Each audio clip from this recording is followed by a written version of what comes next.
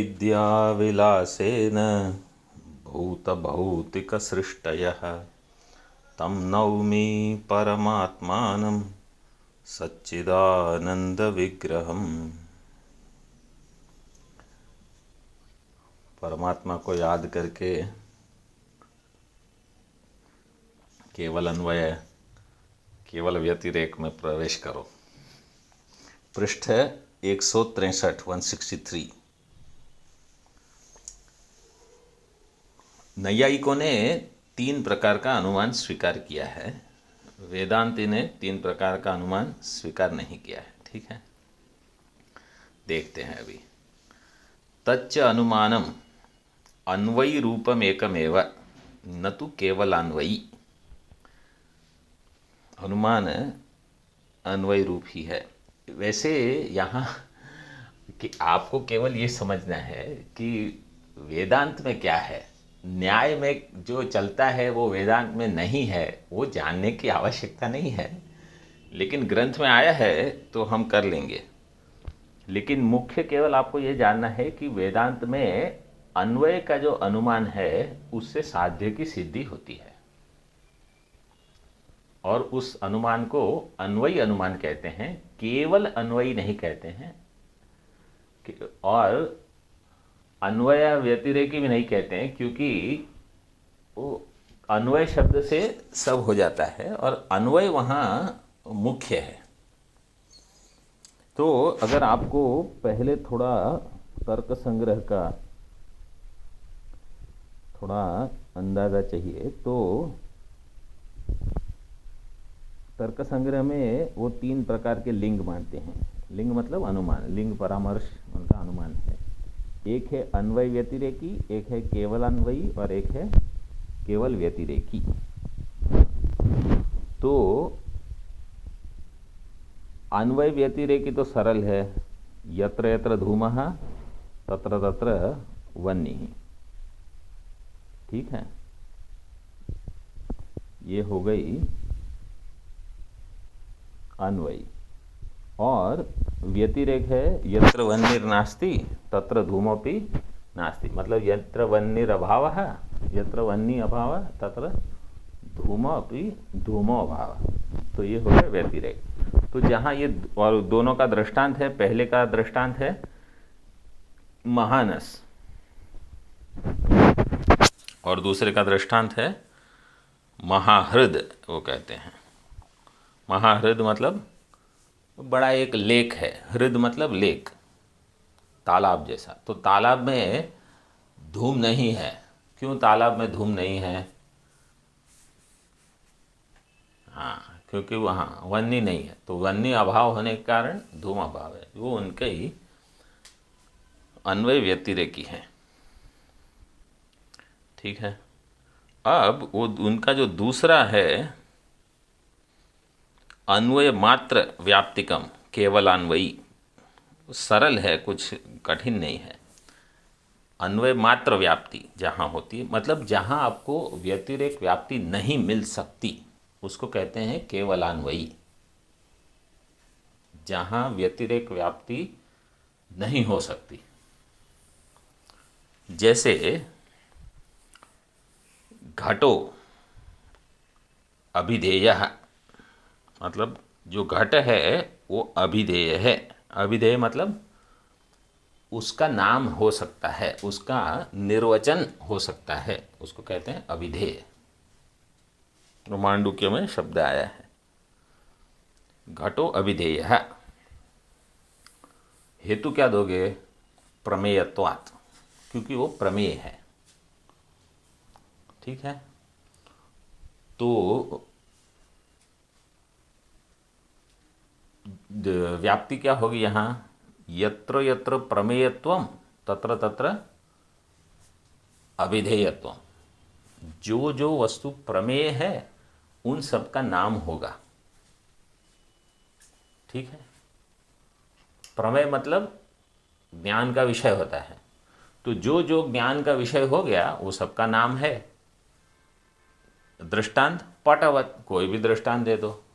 जैसे यहाँ कहा प्रतिज्ञा पक्ष अगर घट है तो दृष्टांत में पट ले लो। और अगर पक्ष में पट है तो दृष्टांत में घट दे दो, मतलब कोई भी विषय आप ले सकते हो।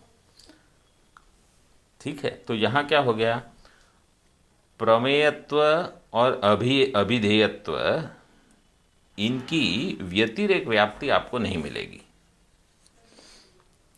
व्यतिरेक व्याप्ति अगर करनी है तो व्यतिरेक व्याप्ति का सामान्य रूप क्या बताते हैं वो देखो, अन्वय व्याप्ति का सामान्य रूप अगर कहना हो तो कैसे कहोगे, यत्र यत्र हेतु तत्र तत्र साध्य। ठीक है, ये हो गया अन्वय व्याप्ति का सामान्य रूप। व्यतिरेक व्याप्ति का सामान्य रूप कैसे कहोगे,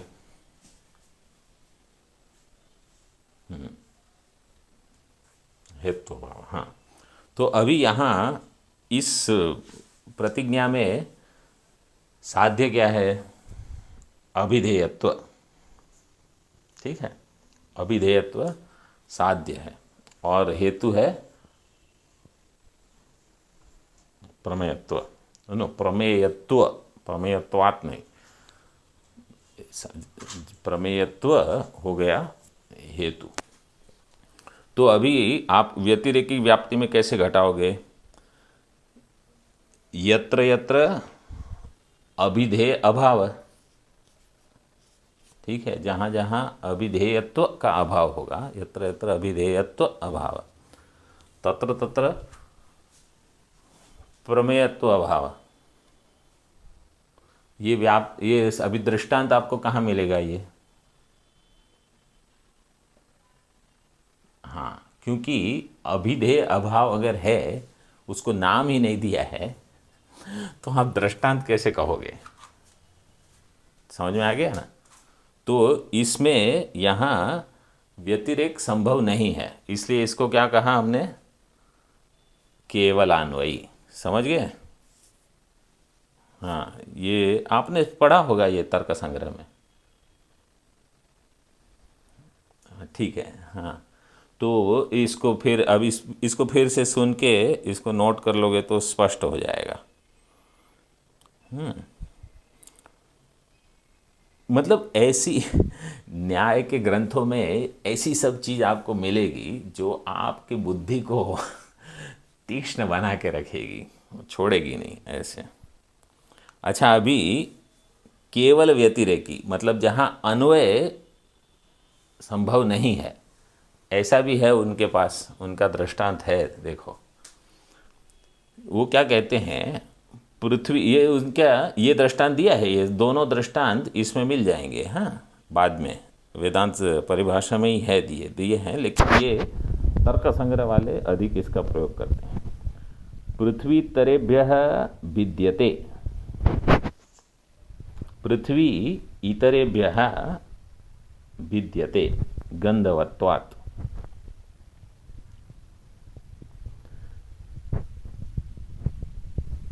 पृथ्वी बाकी चीज़ों से अलग होती है। पृथ्वी जो बाकी द्रव्य से और बाकी पदार्थ से सबसे भिन्न है।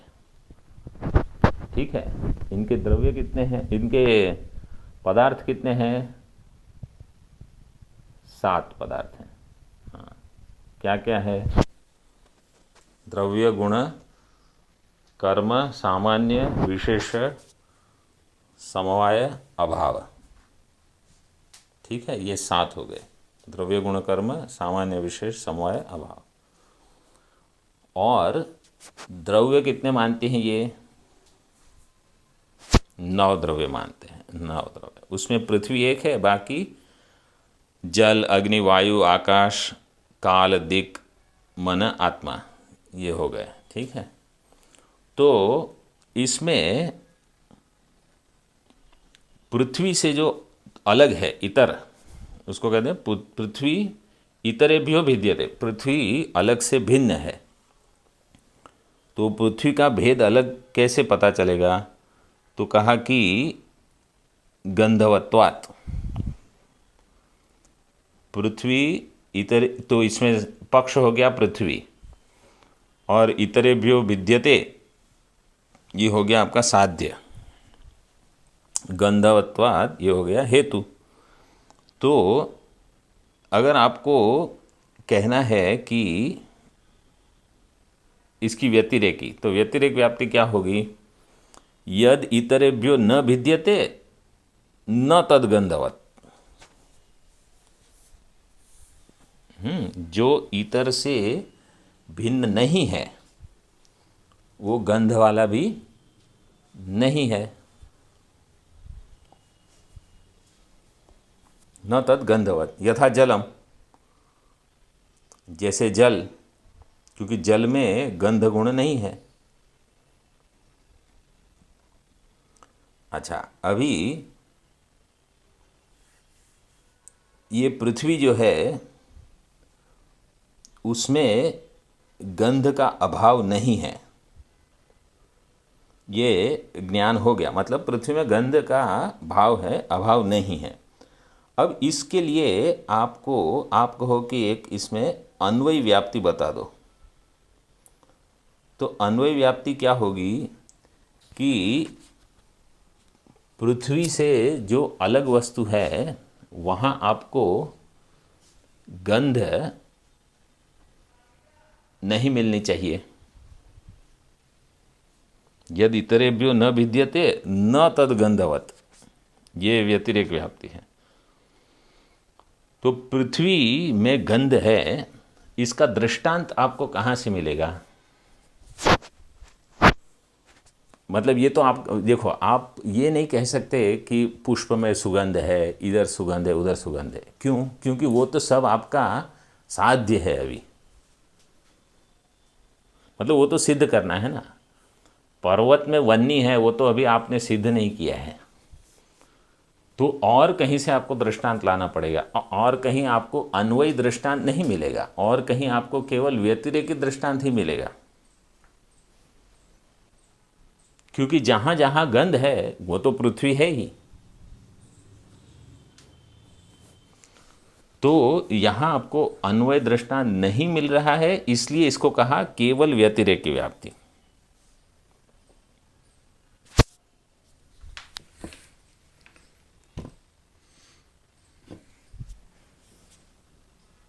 ठीक है।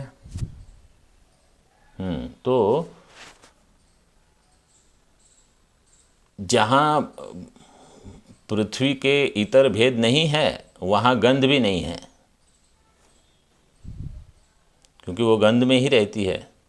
तो पृथ्वी तो पक्ष है, इसलिए उसको छोड़ के और कहीं का अन्वय दृष्टांत आपको नहीं मिल सकता, इसलिए केवल व्यतिरेकी हो गई। तो ये इनके 3 दृष्टांत हो गए। अब आप वाक्य देखो, तच्च अनुमानम अन्वयी रूपम एकमेव न तो केवलान्वयी। ये जो अनुमान वेदांत का है, आप अभी केवल इसको पढ़ोगे ना तो समझ में आ जाएगा। न तो केवलान्वयी, मतलब केवलान्वयी जो अनुमान नैयायिक वाले उसका उपयोग करते हैं, हमारा वैसा नहीं है। क्यों? देखो, सर्वस्य अपि धर्मस्य अस्मन् मते, सर्वस्य धर्मस्य मतलब धर्म का अर्थ है पदार्थ, सारे पदार्थ जो हैं अस्मन् मते, अस्मन् मते का अर्थ है वेदांत। हाँ, हमारा मत मतलब वेदांत मत। वेदांत के मत में ब्रह्मनिष्ठ अत्यंताभाव प्रतियोगित्वेन, अत्यंताभावा प्रतियोगी साध्यकत्व रूप केवलान्वयित्वस्य असिद्धेः। जो हमारे मत में क्या सिद्ध है कि ब्रह्म को छोड़ के बाकी सब चीज़ों का अत्यंत अभाव है, क्योंकि ब्रह्म एक ही सत्य है, बाकी सब मिथ्या है। नेह नानास्ति किंचन हम कहते हैं ना, तो नेह नानास्ति का अर्थ है कि ब्रह्म में सबका अभाव है। ठीक है, ब्रह्म में सबका अभाव है। ब्रह्म कहाँ है? ब्रह्म सभी है। ठीक है, मतलब सभी जगह ब्रह्म है, व्याप्त है ना। मतलब जो जो जहाँ जहाँ दिख रहा है वेदांत मत में, वहाँ वहाँ उसका अभाव है। जो जो जहाँ जहाँ दिख रहा है वहाँ उसका अभाव, उसी को कहा मिथ्या। जैसे रज्जु में सर्प नहीं है फिर भी भास रहा है, इसलिए वो सर्प मिथ्या है। तो ब्रह्मनिष्ठ इसलिए शब्द दिया ब्रह्मनिष्ठ, ब्रह्म में स्थित, ब्रह्म में निष्ठ अत्यंताभाव, उसका प्रतियोगित्वेन, तो अत्यंताभाव का प्रतियोगी मतलब जिसका अभाव है वही प्रतियोगी है। मतलब जो जैसे घट, तो घट का अभाव, घट का अत्यंताभाव है, मतलब उसका प्रतियोगी हो गया घट।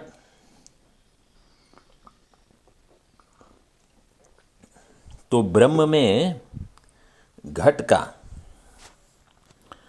अत्यंताभाव अप्रतियोगी साध्यकत्व रूप असिद्धि है। मतलब ब्रह्म में घट जो है उसकी सिद्धि नहीं कर सकते आप वेदांत मत में। अत्यंताभाव का अप्रतियोगी जो कि साध्य है, इसको पढ़ो आप, ठीक है, नीचे आ जाओ, अर्थ पढ़ो पहले। और वेदांत मत में वह अनुमान अन्वयी रूप एक ही है, केवल अन्वयी नहीं, केवल अन्वयी नहीं, अन्वयी रूप है, ठीक है। क्योंकि हमारे मत में, वेदांत मत में, समस्त धर्म मतलब समस्त पदार्थ जो है ब्रह्मनिष्ठ अत्यंताभाव के प्रतियोगी होने से, ब्रह्मनिष्ठ अत्यंताभाव के प्रतियोगी मतलब ब्रह्म में इनका अत्यंताभाव होने से, ब्रह्म में सबका अत्यंताभाव है, ठीक है। इसलिए वो सारी जो चीज़ें हैं उनमें क्या रहेगा, अत्यंताभाव का प्रतियोगी रहेगा। घट में क्या होगा, घट में घट के अत्यंताभाव का प्रतियोगी होगा, पट में पट के अत्यंताभाव का प्रतियोगी है, घट के अत्यंताभाव का प्रतियोगी है घटत्व, पट के अत्यंताभाव का प्रतियोगी है पटत्व। तो उन सब का ब्रह्म में अभाव है होने से जिस अनुमान का साध्य अत्यंताभाव का अप्रतियोगी हो, तो केवलान्वयी में क्या होता है, जो साध्य है वो अत्यंताभाव का अप्रतियोगी होना चाहिए। इसको चाहिए तो पहले लिख लो। केवलान्वयी जो व्याप्ति है उसमें क्या होता है, साध्य जो होता है वो अत्यंताभाव का अप्रतियोगी होता है।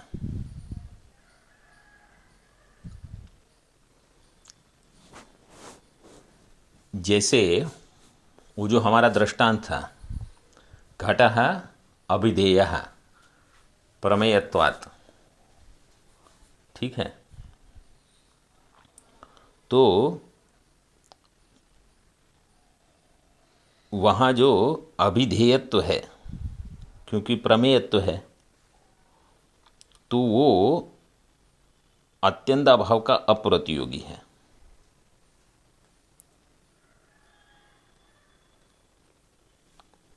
मतलब उसका अत्यंताभाव कभी नहीं हो सकता।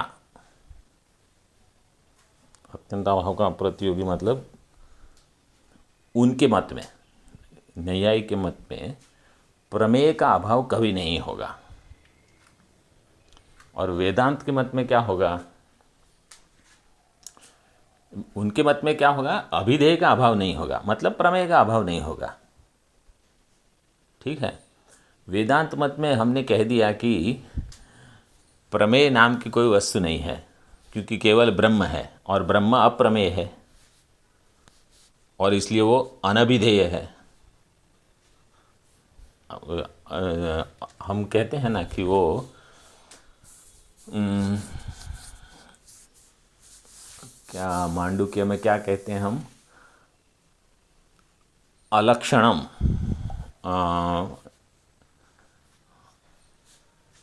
अदृष्टम, अव्यवहार्यम, अग्राह्यम, अलक्षणम, अचिंत्यम, अव्यपदेशम। उसका व्यपदेश नहीं हो सकता, मतलब अभिधेय नहीं है, और वो दृश्य नहीं बन सकता।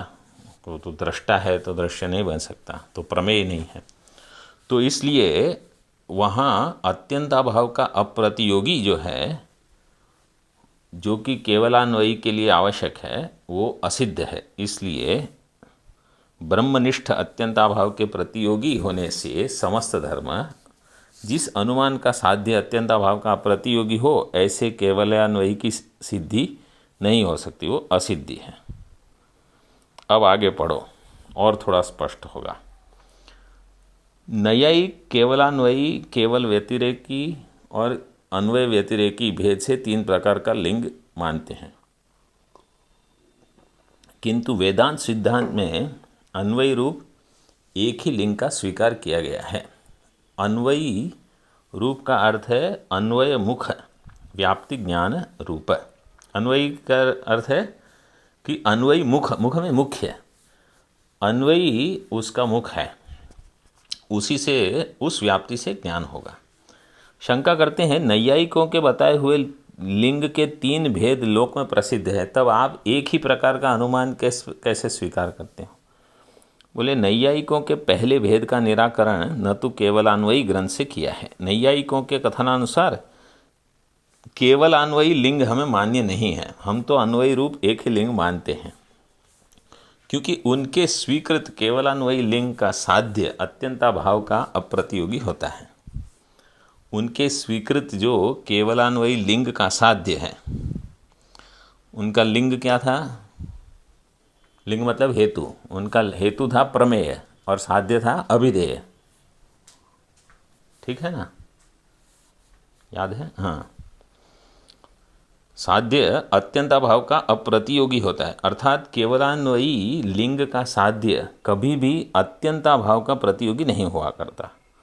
उसको फिर से बताते हैं, केवलान्वयी लिंग के साध्य का अभाव कभी नहीं रहता। केवलान्वयी लिंग के साध्य का अभाव कभी नहीं रहता, मतलब उनके मत में प्रमेय का अभाव कभी नहीं होता। ठीक है, और हमारे मत में, परंतु हमारे मत में ऐसा कोई साध्य पदार्थ ही संभव नहीं है। क्यों? क्योंकि नेह नानास्ति किंचन, इस श्रुति से ब्रह्मातिरिक्त समस्त वस्तुओं में ब्रह्मनिष्ठ अत्यंताभाव का प्रतियोगित्व रहता है। समस्त वस्तुओं में ब्रह्मनिष्ठ अत्यंताभाव का प्रतियोगित्व है, मतलब उन सब चीज़ों में जो घटत्व पटत्व है, उनका ब्रह्म में अत्यंत अभाव है। अर्थात ब्रह्म में रहने वाला समस्त वस्तुओं का जो अत्यंत अभाव है, उसकी प्रतियोगिता समस्त वस्तुओं में है। ब्रह्म में कोई भी द्वैत वस्तु नहीं है। इस कारण अत्यंताभावा प्रतियोगी साध्यक ऐसे केवलान्वयित्व की सिद्धि नहीं होती, नहीं हो पाती। ठीक है, समझ में आया? मतलब उनकी सोच है कि प्रमेय नाम की वस्तु हमेशा रहेगी। वो तो इतने सारे नित्य पदार्थ मानते हैं और उसमें ब्रह्म का नाम भी नहीं लिया। और हम तो कहते हैं केवल ब्रह्म नित्य है और वही आत्मा है। उनका आत्मा तो जड़ है क्या। और लोग इतना तर्क संग्रह के पीछे ऊहापोह करते हैं। मतलब आपको केवल उसका व्यावहारिक ज्ञान चाहिए कि थोड़ा पता हो ताकि वो क्या बोलते हैं। वो ऐसी व्याप्ति बनाएंगे कि आपको चक्र में डाल देंगे।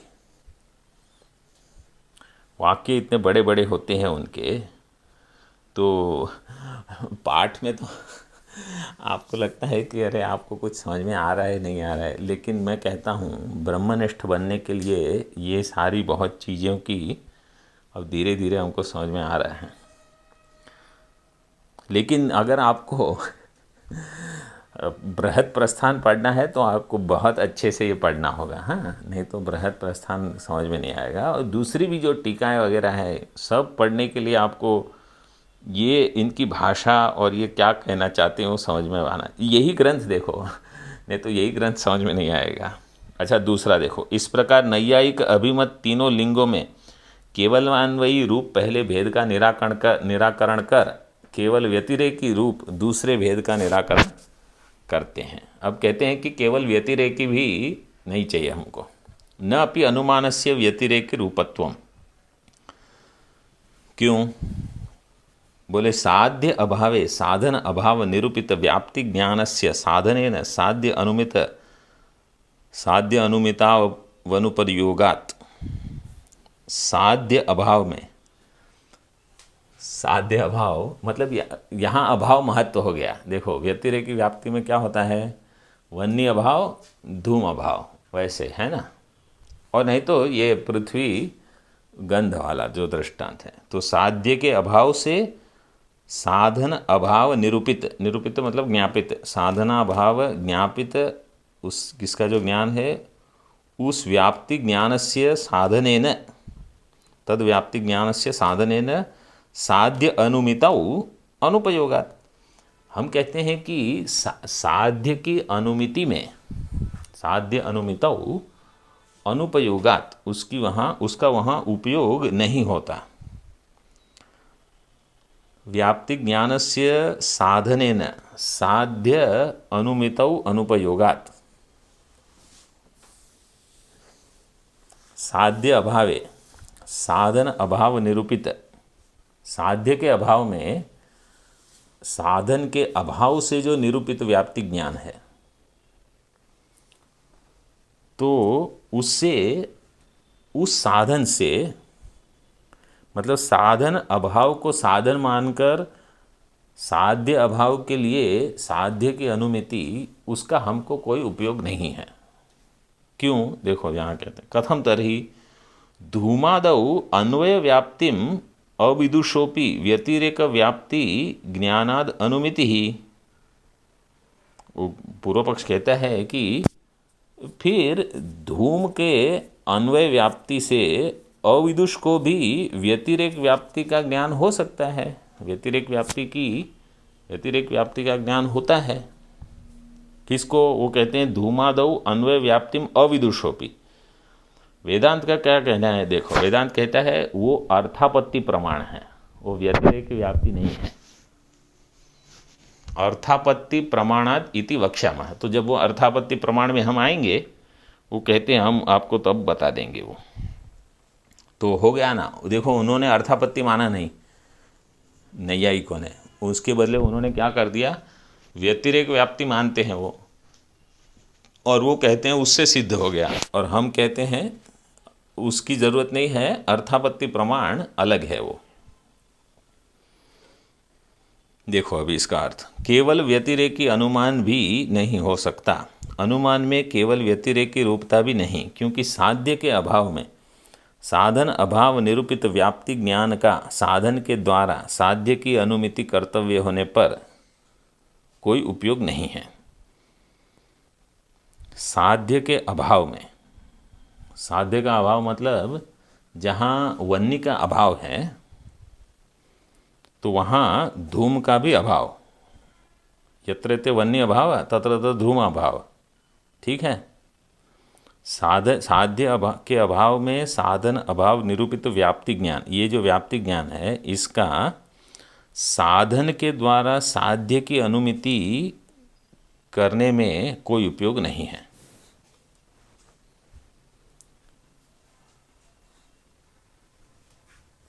मतलब यहाँ अभाव, एक अभाव से दूसरे अभाव की सिद्धि करने में उसका क्या उपयोग है, वो वेदांत का कहना है कि हमको ऐसी ज़रूरत नहीं है कि एक अभाव से दूसरे अभाव को सिद्ध करो। देखो वो तो चार अभाव मानते हैं, है ना, उनको पदार्थ मानते हैं। प्राग अभाव, प्रध्वंसाभाव, अन्योन्याभाव, अत्यंत अभाव, उनको पदार्थ मानते हैं कि अभाव नाम की एक चीज़ है। आप सोचो अभाव नाम की एक चीज है, ये वाक्य कैसा है? अब जब अभाव ही है तो वो वस्तु कैसे, पदार्थ कैसे हो सकता है वो? लेकिन उन्होंने अभाव को पदार्थ माना है। तो हम भी हमारी भाषा में प्रयोग कर देते हैं कि प्राग अभाव, अत्यंत अभाव, प्रध्वंस अभाव इत्यादि, लेकिन अभाव नाम की कोई चीज नहीं है वेदांत मत में। इसलिए अज्ञान को भी हम अभाव रूप नहीं मानते, जैसे नैयायिकों ने माना है। नैयायिकों ने अज्ञान को भी अभाव रूप माना है। तो हम कहते हैं भाव रूपम, ज्ञान विरोधी भाव रूपम। और नैष्कर्म्य सिद्धि में सुरेश्वराचार्य ने 3रे अध्याय में सबसे पहले यही प्रतिपादन किया है कि वो भाव रूप है और उसका आश्रय, अज्ञान मतलब मूलाज्ञान, मूला विद्या जो है वो भाव रूप है और उसका आश्रय है ब्रह्म और उसका विषय भी है ब्रह्म। इस प्रकार तो उसका कोई उपयोग नहीं है। शंका करते हैं कि धूमादि हेतु के होने पर अन्वय व्याप्ति का ज्ञान न रखने वाले व्यक्ति को भी, जिसको धूमादि हेतु है और अन्वय का ज्ञान नहीं है, तो भी व्यतिरेक व्याप्ति ज्ञान से ही अग्नि की अनुमिति कैसे हो जाती है? मतलब होती है। वो कहते हैं कि व्यतिरेक व्याप्ति ज्ञान से उनको अनुमिति होती है। क्या देखो, ये क्या कहना चाहते हैं कि उनको अन्वय व्याप्ति समझो नहीं पता है, लेकिन उनको ये पता है कि अगर वन्नी नहीं होती तो धूम नहीं होता। ठीक है, वो क्या कहते हैं, अगर वन्नी अभाव है तो धूम, यत्र यत्र वन्नी अभाव तत्र तत्र धूम अभाव। तो उनको धूम वन्नी का उनको ये व्याप्ति नहीं है कि यत्र यत्र धूमा तत्र तत्र वन्नी, लेकिन उनको ये व्याप्ति है कि यत्र वन्नी अभाव तत्र धूम अभाव। तो यहाँ धूम दिख गया, तो इससे क्या सिद्ध होगा? वेदांत का कहना है कि इससे कुछ सिद्ध नहीं होगा। यत्र वन्य अभाव है तत्र धूम अभाव। ठीक है, आपकी ये व्याप्ति है। अब यहाँ धूम दिख गया तो आपको ये ज्ञान थोड़ी हो जाएगा कि यहाँ अग्नि होना चाहिए, क्योंकि आपकी व्याप्ति क्या है, जहाँ वन्नी का अभाव है वहाँ धूम का अभाव होगा। आपकी ये व्याप्ति नहीं है कि जहाँ धूम का भाव है वहाँ वन्नी का भाव होना चाहिए। वो व्याप्ति तो अन्वय में चली जाएगी ना।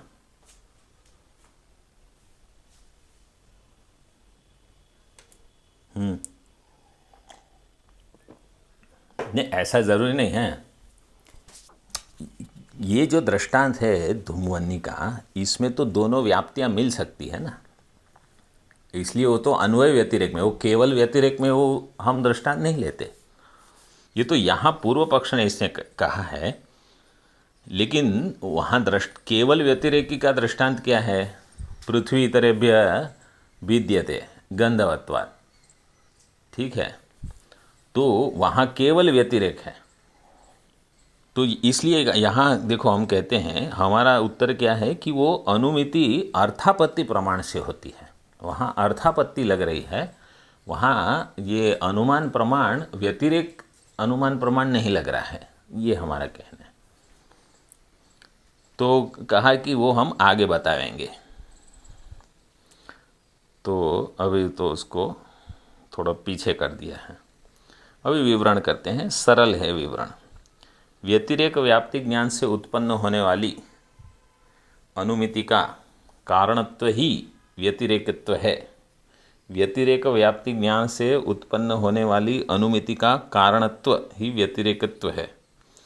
नैयायिकों ने व्यतिरेक व्याप्ति का परिष्कृत लक्षण किया है। साध्य अभाव व्यापकी भूत अभाव प्रतियोगित्व व्यतिरेक व्याप्ति ही। ये नैयायिकों का व्यतिरेक व्याप्ति। देखो, साध्य अभाव व्यापकी भूत अभाव प्रतियोगित्व। साध्य का अभाव मतलब वन्नी का अभाव। जहाँ वन्नी का अभाव है उसका, तो वन्नी का अभाव जो है वो व्यापक होगा, नहीं, वन्नी का अभाव होगा वो व्याप्य होगा, और धूम का अभाव होगा वो व्यापक होगा। साध्य अभाव व्यापकीभूत अभाव प्रतियोगित्वम, ये व्यतिरेक व्याप्ति है। साध्य का अभाव जहाँ हो वहाँ नियम से रहने वाला जो साधन का अभाव है उसका प्रतियोगित्व ही व्यतिरेक व्याप्ति कहलाता है। अभी इसका आपको और कुछ अध्ययन करना हो तो महाराज जी के ग्रंथ में ये सब वो बहुत आता है, वो बताते हैं। लेकिन अभी तो इतना रखो, पहले थोड़ा आप वेदांत भी और दृढ़ करते जाओ, फिर बाद में जब भी आपको आवश्यक होगा तो कर लेना। लेकिन इसमें से मुख्य मुख्य वेदांत के लिए जो आपको चाहिए वो, और थोड़े ये बाकी तर्क संग्रह में तो बहुत सारा दिया ही है न्याय के लिए, तो वेदांत परिभाषा उसके लिए आपको आवश्यक नहीं है। ये तो केवल यहाँ अनुमान, वेदांत का अनुमान बहुत सरल कर दिया है। यथा साध्य अग्नि का जहाँ अभाव रहता है वहाँ साधन धूम का भी अभाव रहता है, इसलिए धूम साध्य अभाव व्यापकी भूत अभाव का प्रतियोगी होता है। धूम क्या होता है? साध्य अभाव मतलब वन्य अभाव, वन्य अभाव व्यापकी भूत अभाव का प्रतियोगी धूम है। व्यापकी भूत मतलब साध्य अभाव से जो उस व्याप्य का जो व्यापक है उस अभाव का प्रतियोगी रहेगा, उसके अभाव का प्रतियोगी। मतलब वन्य अभाव जो है वो व्यापक, वो व्याप्य है, उसका व्यापक कौन है? उसका व्यापक वो है जिसके अभाव का प्रतियोगी है, वो धूम। क्योंकि वन्य अभाव का व्यापक है धूम अभाव, तो धूम के अभाव का प्रतियोगी हो गया धूम। ठीक है, धूम के अभाव का प्रतियोगी है धूम। उसका इस प्रकार प्रतियोगी होना, जहाँ वन्य का अभाव हो वहाँ धूम का भी अभाव रहना ही व्यतिरेक व्याप्ति है। धूम का सत्व अस्तित्व यदि हो तो वन्य का भी सत्व रहता है, अस्तित्व रहता है। इस कारण व्याप्य धूम व्यापक वन्य की कल्पना हो सकती है। व्याप्य धूम व्यापक वन्य, इसकी कल्पना हो सकती है, ये नैयायिक कहते हैं। परंतु दो अभावों का कार्य कारण भाव और व्याप्य व्यापक भाव इसके विपरीत रहता है। धूम जो है वो व्याप्य है और वन्य है वो व्यापक है। अभाव में इसका विपरीत हो जाता है, कार्य कारण भाव, और व्यापक व्यापक भी विपरीत होता है। मतलब कैसे होगा? यथा जहाँ जहाँ वन्य का अभाव रहता है वहाँ वहाँ धूम का भी अभाव रहता है। देखो ये सरल करके इन्होंने बताया है, ठीक है ना। इस कारण साध्य जो अग्नि है उसके अभाव से साधन जो धूम है उसका अभाव सिद्ध किया जाता है, परंतु उसका अनुमिति के लिए क्या उपयोग है? अर्थात कोई उपयोग नहीं। वेदांती कहते हैं कि इसमें अनुमान के लिए इसका कोई उपयोग नहीं है। इससे अधिक लाभ हुआ तो साध्य के अभाव से साधन का अभाव सिद्ध होगा, ये सबसे अधिक हो सकता है, परंतु साध्य की सिद्धि नहीं होगी। यही मैं बता रहा था कि साध्य के अभाव से साधन का अभाव सिद्ध होगा, लेकिन साध्य की सिद्धि नहीं होगी। अभाव की, ये अभाव के लिए आपको उपयोग में आता है।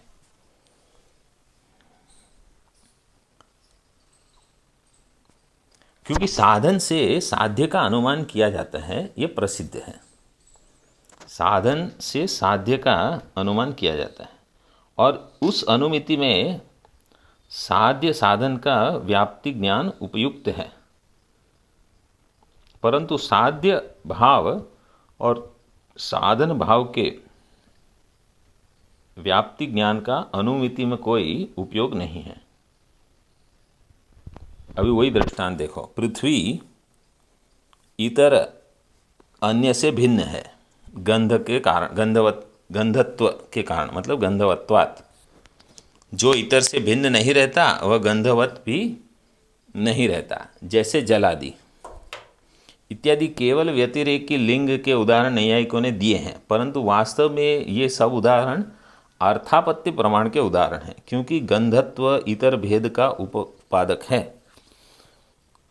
अर्थात पृथ्वी का गंधत्व ही पृथ्वी इतरों से भिन्न है, यह ज्ञान कराता है। पृथ्वी का गंधत्व ये ज्ञान करा देता है कि पृथ्वी बाकी सब चीज़ों से भिन्न है। तो ये अर्थापत्ति प्रमाण हो गया, ऐसा वेदांत का कहना है। अब शंका करते हैं, अन्वय व्याप्ति का ज्ञान न रहने पर भी व्यतिरेक व्याप्ति के ज्ञान से भी अनुमिति होती है। ये पूर्व पक्ष है कि अन्वय व्याप्ति का ज्ञान न हो, लेकिन व्यतिरेक व्याप्ति से भी ज्ञान तो हो जाता है।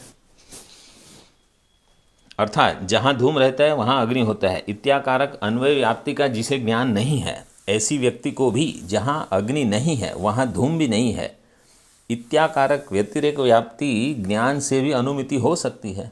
परंतु अन्वयी रूप एक ही लिंग को मानने वाले आपके मत में वह अनुमिति कैसे उत्पन्न हो सकेगी? क्योंकि हम अन्वयी रूप एक ही लिंग मानते हैं, तो आपको कैसे अनुमिति होगी? बोले जिसे अन्वय व्याप्ति का ज्ञान नहीं रहता उसे अर्थापत्ति प्रमाण से अग्नि आदि का ज्ञान होता है, अनुमान से नहीं। जिसके अन्वय व्याप्ति का ज्ञान जिसको नहीं होता वो अर्थापत्ति प्रमाण से ज्ञान होता है, अनुमान से नहीं।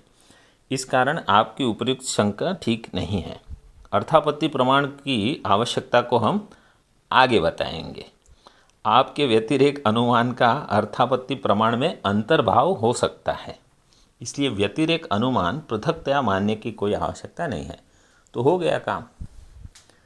उनका जो व्यतिरेक है वो हमारा अर्थापत्ति के अंतर्गत आ जाता है। अब नैयायिकों के माने हुए तीसरे भेद का निराकरण करते हैं। अतएव अनुमानस्य नान्वय व्यतिरेकी रूपत्वं व्यतिरेक व्याप्ति ज्ञानस्य अनुमिति अहेतुत्वात्। इसलिए अनुमान को अन्वय व्यतिरेकी रूपता भी नहीं है, क्योंकि व्यतिरेक व्याप्ति ज्ञान में अनुमिति के प्रति हेतुत्व नहीं है। तो देखो, तीन थे उनके, अन्वय व्यतिरेक, केवल अन्वय, केवल व्यतिरेक। ठीक है, तो केवल अन्वय को हटा दिया, केवल व्यतिरेक हमने कहा वो अर्थापत्ति में जाएगा, इसलिए अन्वय व्यतिरेक जो है उसमें से केवल अन्वय ही रह गया, व्यतिरेक को तो लिया नहीं। तो इसलिए यहाँ दे दिया कि चूंकि व्यतिरेक व्याप्ति का अनुमिति में हेतुत्व नहीं है, व्यतिरेक व्याप्ति ज्ञान का अनुमिति के प्रति हेतुत्व नहीं है, व्यतिरेक व्याप्ति ज्ञानस्य अनुमिति अहेतुत्वात् वो अन्वय व्यतिरेक रूपत्व नहीं रहेगा अभी, न अन्वय व्यतिरेकी रूपत्वम अनुमानस्य। ठीक है, नहीं आया कि नहीं समझ में? अन्वय व्यतिरेक में से अन्वय का अनुमिति के प्रति हेतुत्व है, व्यतिरेक का अनुमिति के प्रति हेतुत्व नहीं है। ठीक है, देखो समझो, हम कहते हैं कि तीन चीज़ें हैं। एक का नाम है ए, दूसरी का नाम है बी, तीसरे का नाम है ए बी। ठीक है, ए एक वस्तु है, बी दूसरी वस्तु है, ए बी करके ए और बी का समन्वय, दोनों का साथ में होना, ये तीसरी वस्तु हो गई। अब हमने कह दिया कि बी जो है उसको हम अंदर नहीं आने देंगे। तो अगर बी अंदर नहीं आ सकता तो ए बी का समन्वय अंदर आ सकता है? नहीं आ सकता है। तो बी भी कट गया, ए बी भी कट गया, तो क्या रह गया? ए, वो अन्वय। हाँ, ऐसे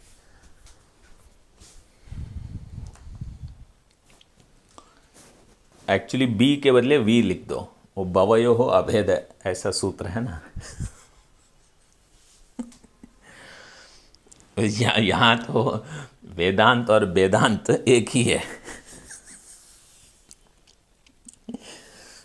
अच्छा, विवरण सुनो। जबकि व्यतिरेक व्याप्ति ज्ञान में अनुमिति जनकत्व नहीं है, तब नैयायिकों के द्वारा मानी हुई अन्वय, व्यतिरेक और उभय रूपता, ये तो ऐसे समझ लो, अन्वय व्यतिरेक उभय रूपता अनुमान से संभव नहीं होती। जबकि व्यतिरेक व्याप्ति ज्ञान अनुमिति जनकत्व नहीं है, व्यतिरेक व्याप्ति ज्ञान में अनुमिति जनकत्व नहीं है, इसलिए नैयायिकों के द्वारा माना गया जो अन्वय व्यतिरेक उभय रूप अनुमान है वो भी संभव नहीं है। क्यों?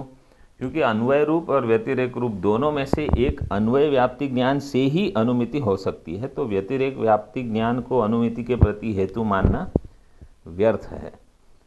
व्यतिरेक व्याप्ति ज्ञान को अनुमिति के प्रति हेतुत्व नहीं है, ये बात केवल व्यतिरेकी का निराकरण करते समय हम बता चुके हैं। इस प्रकार अन्वयी रूप एक ही अनुमान है, यह सिद्ध कर अब उसका द्विविधत्व बताते हैं। अब आगे बढ़ते हैं, और ये भी सरल है वैसे। तच्च अनुमानम स्वार्थ परार्थ भेदेन द्विविधम, ये भी वहाँ तर्क संग्रह में आपने पढ़ा होगा। एक है स्वार्थानुमानम, एक है परार्थमानम। ये तो कोर्स में भी हमने ये पढ़ाया था आपको। तत्र स्वार्थ तो उक्तम एव, स्वार्थ जो है वो तो पहले ही बता दिया, मतलब ये जो अभी तक चल रहा था वो स्वार्थ अनुमान का ही चल रहा था। परार्थ अनुमान जो है, परार्थम तो न्याय साध्यम, न्याय साध्यम मतलब न्याय दर्शन नहीं, न्याय साध्य मतलब वो उसको ठीक ठीक तर्क करके जो सिद्ध करते हैं वो है परार्थानुमान।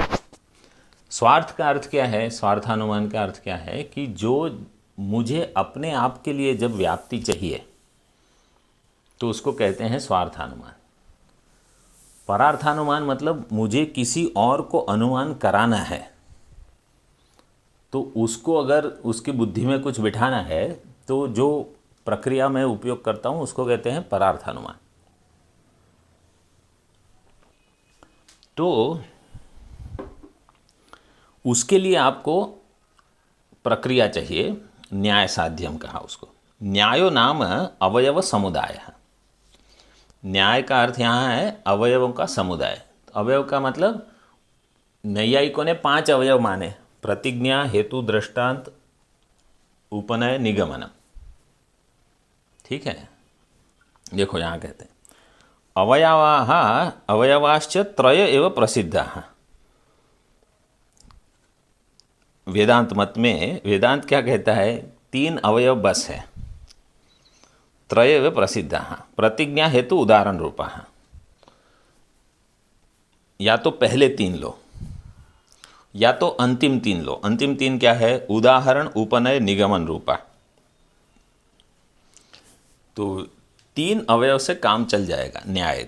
न्याय मतलब ये अनुमान प्रमाण परार्थानुमान 3 अवयव से हो जाएगा। या तो आपको प्रतिज्ञा, हेतु, दृष्टांत चाहिए, या तो आपको दृष्टांत, उपनय, निगमन चाहिए। मतलब दृष्टांत आपको चाहिए, बिना दृष्टांत के नहीं होगा।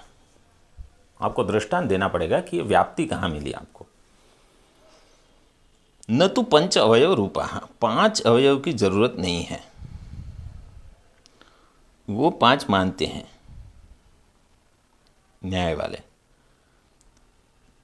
अवयव त्रयेण एव व्याप्ति पक्ष धर्मता रूप दर्शनेन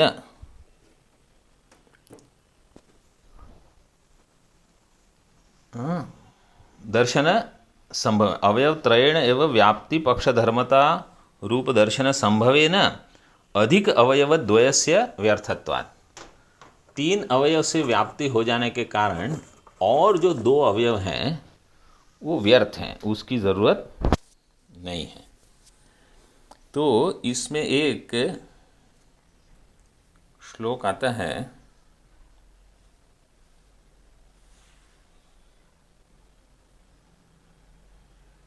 तत्र पंचतयम केचित् केचिद्वयम वयम त्रयम। महाराज जी ये श्लोक बहुत बार बताते हैं। तत्र पंचतयम केचित्, कोई 5 अवयव मानते हैं, कोई मतलब नैयायिक। केचिद्वयम, कोई 2 ही मानते हैं। ये बौद्ध जो हैं वो केवल व्याप्ति और दृष्टांत दो मानते हैं बस। उनको उसमें प्रतिज्ञा आपको समझ लेनी चाहिए। पक्ष साध्य क्या है वो नहीं कहेंगे, वो हेतु देंगे और दृष्टांत दे देंगे। केचित् द्वयम वयम त्रयम, हम तीन मानते हैं। हम मतलब वेदांती। हाँ, तो तत्र पंचतयम केचित् केचित् द्वयम वयम त्रयम उदाहरण पर्यंतम यद्वा उदाहरण आदिकम। या तो उदाहरण पर्यंत हो या उदाहरण से शुरू करके हो। उदाहरण पर्यंतम यद्वा उदाहरण आदिकम, और नहीं तो उदाहरण से शुरू करके। देखो हो गया ये लोग देखो कैसे श्लोक में इसको बिठा देते हैं, फिर केवल श्लोक याद रखते हैं। ये सब इतना याद नहीं रखना। तत्र पंचतयम केचित् केचित् द्वयम वयम त्रयम उदाहरण पर्यंतम यद्वा उदाहरण आदिकम। देखो एक बार अगर आप श्लोक देख लो तो याद हो जाएगा, तो बाकी दो अवयव व्यर्थ हैं। अभी इसका अर्थ देख लो। इसमें टिप्पणी में ये दे दिया है। हाँ, 1 नंबर टिप्पणी में पंच अवयवाः नैयायिक के वो सब दिए हैं। वो पहले आपने पढ़ लिया है, वही का वही फिर से बता दिया है। देखो, और वह अनुमान स्वार्थ और परार्थ भेद से दो प्रकार का स्वार्थ अनुमान तथा परार्थ अनुमान है। उनमें से स्वार्थ अनुमान तो बता ही चुके हैं, इसलिए परार्थ अनुमान बताते हैं कि वह न्याय साध्य है। न्याय का अर्थ है अवयवों का समूह। अनुमान के अवयव 3 ही प्रसिद्ध है: प्रतिज्ञा, हेतु, उदाहरण अथवा उदाहरण, उपनय, निगमन। उन अवयवों के ये 3 स्वरूप हैं। तार्किक लोग 5 अवयव मानते हैं, परंतु हमारे मत में अनुमान में 5 अवयव नहीं है, क्योंकि उपर्युक्त किन्हीं 3 अवयवों से ही व्याप्ति और पक्षधर्मता का ठीक ठीक ज्ञान होने के कारण अधिक 2 अवयवों की कल्पना करना व्यर्थ है। इसका विवरण देख लो। अपने विवाद का विषय बने हुए अर्थ के साधक अनुमान को स्वार्थ अनुमान कहते हैं। अपने विवाद का विषय बनता है मतलब कैसे? देखो, अर्थात अपने मन में किसी विशिष्ट स्थान पर विशिष्ट पदार्थ है या नहीं, ऐसा जब संशय होता है, संशय उत्पन्न होने पर जिस बाह्य प्रत्यक्ष लिंग के ज्ञान से वह निवृत्त हो, वह स्वार्थ अनुमान है। स्वार्थ का है कि मुझे अपने को ही अनुमान करवाना है बेसिकली। इस स्वार्थ अनुमान को पहले ही व्यभिचार के अदर्शन के साथ सहचार के दर्शन से व्याप्ति का ग्रहण होता है, वो पीछे बता दिया है। वह व्याप्ति ज्ञान ही स्वार्थ अनुमान है, ऐसा बता चुके हैं। दूसरी व्यक्ति के विवाद का विषय बने हुए पदार्थ के साधक अनुमान को परार्थ अनुमान कहते हैं। वो परार्थ अनुमान न्याय से सिद्ध होता है। दूसरी व्यक्ति को अगर कुछ विवाद का विषय बना दूसरी व्यक्ति के साथ, तो उनको उनके प्रति ज्ञान करवाने के लिए उसको परार्थ अनुमान कहते हैं। जहाँ यहाँ न्याय शब्द का अर्थ है अवयव समुदाय, यह मूल में ही बताया है। अर्थात अवयव घटित वाक्य ही न्याय है। न्याय का परिष्कृत लक्षण इस प्रकार है: अनुमान प्रयोजक वाक्यार्थ ज्ञान जनक वाक्यत्वम न्यायत्वम। अनुमान प्रयोजक वाक्यार्थ ज्ञान जनक वाक्यत्वम न्यायत्वम। अनुमान प्रयोजक जो वाक्यार्थ ज्ञान उसे उत्पन्न करने वाले वाक्य को ही न्याय कहते हैं। ऐसे ही न्याय से उत्पन्न हुए ज्ञान का प्रयोज्य कार्य व्याप्ति ज्ञान है, और वही परार्थानुमान है। परार्थानुमान के अवयव 3 ही प्रसिद्ध हैं: प्रतिज्ञा, हेतु, उदाहरण व उदाहरण, उपनय, निगमन। यथा पर्वत वन्यमान है, इस प्रतिज्ञा रूप अवयव का उदाहरण है। यह प्रतिज्ञा रूप अवयव का उदाहरण है क्योंकि उस पर धूम है। यह हेतु रूप अवयव है। जो जो धूमवान रहता है वह अग्निमान हो रहता है, जैसे महानस, यह उदाहरण रूप अवयव है। वैसे ही यह पर्वत वन्य व्याप्य धूमवान। देखो, उदाहरण में व्याप्ति आ गई है।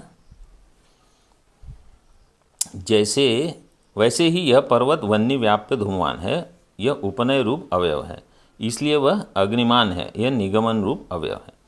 अनुमान के 5 अवयवों को नैयायिक मानते हैं, परंतु वेदांती इस प्रकार 5 अवयव नहीं मानते, किंतु धर्म मीमांसकों के 3 अवयवों को स्वीकार कर, मतलब पूर्व मीमांसा ने 3 लिए हैं।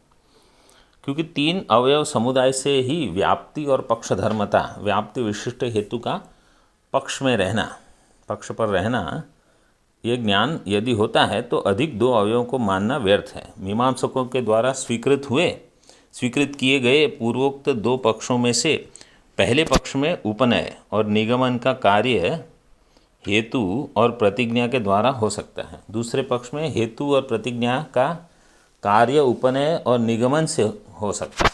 इसलिए प्रतिज्ञा और हेतु इन दो अवयवों को मानने पर उपनय निगमन अधिक अवयवों की मानने की आवश्यकता नहीं है, और अगर उनको स्वीकार करने किया है तो प्रतिज्ञा हेतु रूप अवयवों को मानने की आवश्यकता नहीं है।